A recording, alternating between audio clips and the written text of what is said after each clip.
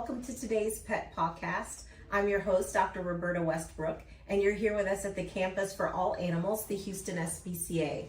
And today, I would love to introduce you to our Pet of the Week. Our Pet of the Week is Ginger. Ginger is such a sweet girl. She is actually a 10-week-old. She's gonna be big. So she's about a 10-week-old spayed female mixed breed.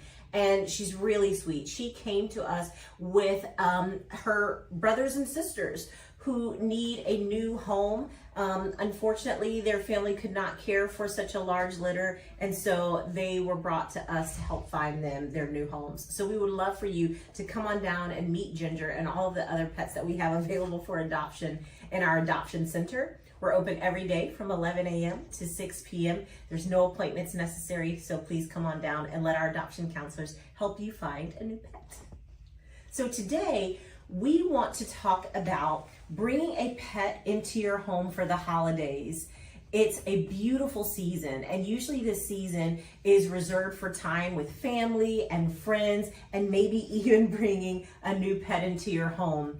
But we want to make sure that you're prepared for bringing a new pet into your home this holiday season. So today, I'd like to give you some helpful tips to make sure that you're prepared and doing all the research that you need to make sure that you find the perfect fit for your family. If you have any questions, we would love to help you. What are the reasons it's important to do your research before adopting? Well, it's really important to make sure that you do your research before adopting a pet and bringing a pet into the home, because a pet is a lifelong commitment. We're talking a commitment of about 10 to 15 years, depending on the pet that you adopt. So you want to make sure that you're prepared to do so. So that's the main reason that we want you to do research about many parts of your life to make sure that you can bring the right pet into your home. Are there certain breeds that would adapt better to a person's life? Absolutely. I think when you're considering bringing a pet into your home, what you want to do is decide a few things about your lifestyle. One of the things that you want to be concerned about is how much time do you have available to dedicate to a new pet? Ways that you can evaluate this are, do you work from home? Or do you spend large amounts of time away from home? This is going to matter because pets need attention, they need training because they're going to be integrating into your new lifestyle, and we want them to have proper mental and physical stimulation. This requires time, so you may want to determine how much time do you have available to dedicate to a pet. And based on that, you can determine not only the type of pet, but maybe the age of the pet, the breed of the pet, and the species of the pet that you bring into your home. How does vet care factor in as far as doing research for adopting? Well, we also want to make sure that you are prepared to have support for any health issues that come up for your pet. So just like children, we want our pets to be able to see a veterinarian at least once a year. So what we would like for you to do is begin to look for veterinary hospitals in your area that you may be able to take your pet to in an event of emergency or just preventive care. The best thing to do for our pets is to do basic preventive care to prevent injury and illness, which includes taking them to the veterinarian about once a year. But we certainly want you to be able to find a veterinary clinic, even an emergency clinic near you, so that if you ever need medical advice for your pet, you're already prepared and you're not trying to search for one in the event of emergency. Here at the Houston SPCA, why is it important to ask about an animal's backstory or history? Well, the more you know about your new pet bringing into your home, the better you are going to be able to prepare. So when you come on down to our adoption center, our adoption counselors can give you information about the pet that you're interested in adopting. Now, I will say that sometimes we don't have a lot of history on the animals that we get. Sometimes they come to us as lost pets, stray pets, and sometimes we don't have extensive history on them. But it's okay for you to ask, because whatever history that we have, we want to be able to give it to you, and we will certainly even send you home with the medical records for your pet. This information is going to help you to prepare, knowing what kind of environment was my pet used to in the past. You may want to know, was my pet used to living with children, used to living with other dogs or other cats, or used to living in a single adult household? So these are all important characteristics that you want to know. If we have that information, we will give it to you. If we don't have that information, we'll give you advice about how to get through those early stages of adoption. Why are slow intros to other pets important? So when you first bring your pet home, it's going to be important that they integrate into your family gradually. So if you already have pets at home, remember, they have their routine, they have a way that they like to go about their day, and they're used to certain people and other animals being around. If you bring a new pet into the home too quickly, sometimes it can stress your current pets out, which can create tension between your new pet and your current pet. So you want to do those introductions very gradually. Ideally, if you're introducing a dog to another dog, you would do this in neutral territory, maybe out on a walk with another person assisting you, maybe at a dog park if your dog tends to like this. And this is a good opportunity for your pets to get to know each other without the new pet coming into your current pet's territory. So doing gradual introductions, slow introductions, and always having your pets be under supervision is going to be the best thing to do for at least a couple of days until you get to know whether they're going to get along or not. Why is it important to pet-proof your home before you bring home a dog? Well, it's important to pet-proof your home because you don't want any accidents or emergencies like we talked about. So Ginger here is a puppy, and puppies love to explore. And part of exploring means that they are going to want to put things in their mouths. As you can see here, they're going to want to chew things. They're going to sniff around, and you don't want any accidents to happen. For example, pet-proofing your home could mean picking up things off of the floor at kind of ground level where a puppy would be that you don't want them to chew on. For example, cords. If you have television cords for your radio or other electronics that are hanging or visible, you may want to get a cord organizer to try to keep those cords together and hidden away. If you have shoes that you don't want your new pet to chew on, putting the shoes in their proper place, a closet or a shoe rack where it's more difficult for your puppy to get to, is also going to be important. Also, covering the covers of your plugs is also another opportunity for you to pet-proof your home. You don't want puppies or even little kittens playing with the outlets, sticking their small fingernails, toenails, claw nails into those outlets and possibly causing some electrocution. So definitely pet-proofing your home is something that you're going to want to do in order to keep your pet safe as they integrate into your life. Why is it a mistake not to secure a local vet for your newly adopted pet? Well, as I mentioned, you want to make sure that you prepare ahead of bringing your pet into your home.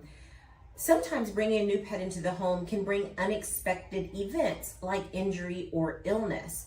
And so having a veterinarian on standby ready can actually help to reduce stress during those times. When your new pet is injured or ill, you don't want to be searching online for a veterinary hospital in the heat of the moment. You want to have an idea about where you can go quickly to get the medical care that your pet may need. What expenses should a new adopter prepare for? So this is important for any time you want to adopt a new pet, not just one for the holidays. You want to make sure that you have prepared financially for the type of pet that you want to bring into your home. So remember that one thing that's going to be a huge cost is upcoming medical care for your pet. This is going to be most expensive if you've adopted a puppy or a kitten. The reason is puppies and kittens often need multiple rounds of vaccinations and dewormings.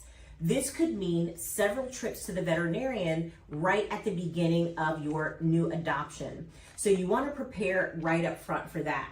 After that, generally, you're only taking your pet to the veterinarian approximately every year as long as they stay healthy, but you still want to prepare financially for the office visit, for annual vaccinations and for possibly annual blood work to be done, just to make sure that your pet remains healthy and that your veterinarian can find any health concerns as early as possible. So your finances should be in order, and you want to make sure that even the bigger the animal, the more expensive it could be, as opposed to if you had a smaller pet. What type of size would be best for a person's living arrangement? Right, the size of the pet absolutely matters, because if you're living in an apartment and you have a very small apartment, maybe adopting a pet like a Great Dane is not going to be in the best interest of you or the pet. So you want to make sure that you have enough room in your living space to allow your pet to freely move, run about, and have the amount of exercise that they need.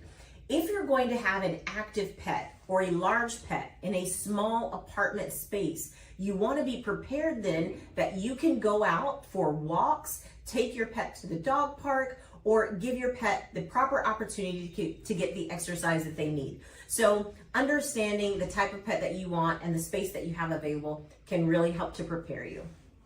Do you recommend training for new pets? I recommend training for new pets for sure. And the reason is, working here at the Houston SPCA, we find that one of the frustrations of adopters is they have a pet that is not well behaved. And by well behaved, I mean a pet that may not know how to walk on a leash, or a pet that has bad leash manners. Some pets may not know how to come when called, how to sit, how to stay. And these can be really important tasks and tricks that your pet knows, and they can also help to keep your pet safe. So I recommend, in order for you to create a really solid bond between you and your pet, that you're always getting your pet training. This is best when the pet is young. That way, they're really eager to learn. You establish a bond with them early, and they will carry them throughout their life. However, if you adopt an older pet, please don't think that you can't get your pet training. Even if you have a pet that's 6, 7, 8, 9 years old, you can still take them to basic obedience classes and teach them how to properly walk on a leash, how to come when called, and how to sit and how to stay. And it will make the world of difference between the relationship between you and your pet. You can also do training for your cat, so we don't want to leave the cats out as well. What would you say are the benefits of adopting a younger pet? The benefits of adopting a younger pet are many. Growing through your pet's life and allowing, yourself and that opportunity to see the pet grow from a puppy or a kitten all the way through their life can be very rewarding. And you want to spend as much time as you can with those pets.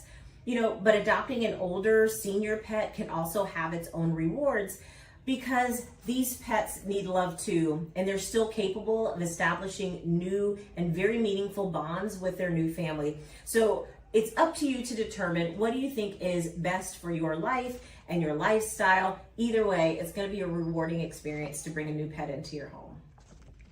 Do you recommend getting a pet as a gift for a friend or family member? Every holiday season, we certainly have people who are looking to adopt a pet as a surprise for a friend or family member. And as heartwarming as this may be, it's so important that we, again, prepare for the addition of a pet into the household. So overall, I don't recommend getting a pet as a surprise for someone, but there's an exception to this. If you know your friend or family member very well, and you've had many discussions about the type of pet that they want for their life, maybe you've already discussed whether they want a dog or a cat. Maybe you already know what their preferences are in terms of breed, in terms of sex. And this can be really helpful if you are getting a dog or a cat as a gift. But it certainly is going to be important for you to do all of that research. I always think about it like a person getting an engagement ring for their fiance. Usually they've done some research. They know whether their person likes diamond cut or or whether they like white gold or yellow gold. You've done some research, and that way you know that the gift that you buy for your fiance is going to be the right kind. In the same way, we want you to do the research to make sure that the type of pet that you get for your friend or family member is going to be a perfect match for them. A better option might be to get them a gift certificate to the animal shelter where they're going to adopt. It may be even a good idea for you to go with them to the animal shelter and pay for the adoption yourself. So there's other ways that you can give them a surprise without bringing them a pet home and risking that it may not be the right fit for them. Tell us how people can adopt a pet at Neiman Marcus this year. Well, we are so excited to be celebrating our 36th year of partnership between the Houston SPCA and Neiman Marcus, where every holiday season we bring puppies and kittens to the Neiman Marcus store in the Galleria and have those animals available for the public to interact with and to hopefully adopt. So we encourage you this year to come on down to Neiman Marcus every Friday, Saturday, and Sunday at the Galleria and see the puppies and kittens that we will have available for adoption. The first day, the first kickoff for this event is going to be Friday, November 29th, and we are going to have puppies and kittens available for adoption every weekend on Friday, Saturday, and Sunday through December 21st. So please make time to come on down and see us. Even if you don't adopt a puppy or kitten, you can get lots of information about how you can be a help to the Houston SPCA and how you can support our mission, and we would love to meet you. So what if I'm shopping and I see a cute puppy or kitten and I want to adopt right away? Can I do that at Neiman Marcus, or do I have to go back to the Houston SPCA? That's a great question. Exciting thing is that you will be able to adopt that puppy or kitten right there at Neiman Marcus. We will have staff members and volunteers available to help us allow you to visit with the pet and complete that adoption right then and there. Generally, what we encourage you to do is to spend some time gathering supplies for your new pet.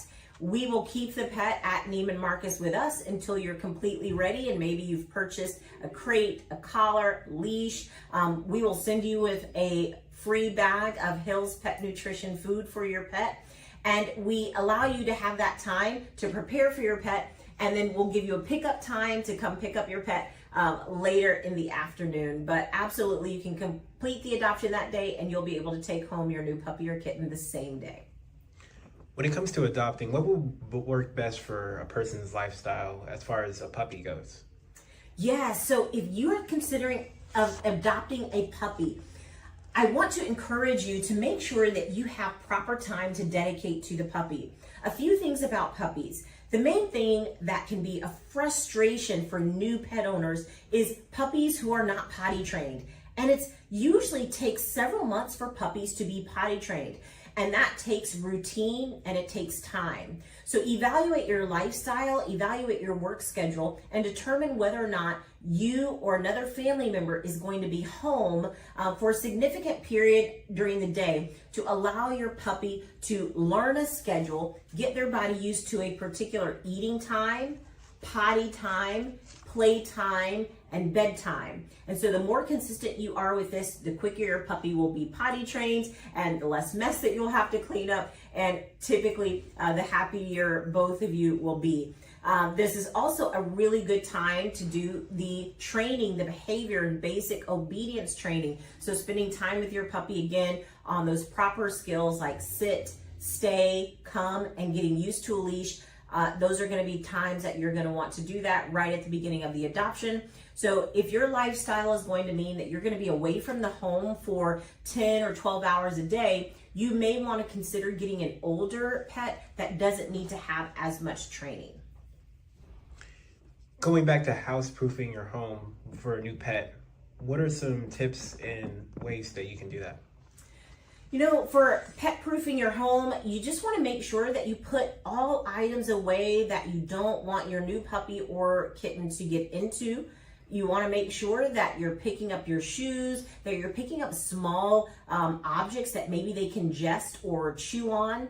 If you're eating dinner, cooking, you want to make sure that you're careful about not dropping food on the floor that your puppy or kitten can scarf up and swallow. That could be not healthy for them. So it's really looking at your home, looking kind of down at the eye level that your puppy or kitten would be, and trying to evaluate, what could they possibly get into at this level that I don't want them to get into, and then making sure to secure those areas of your home.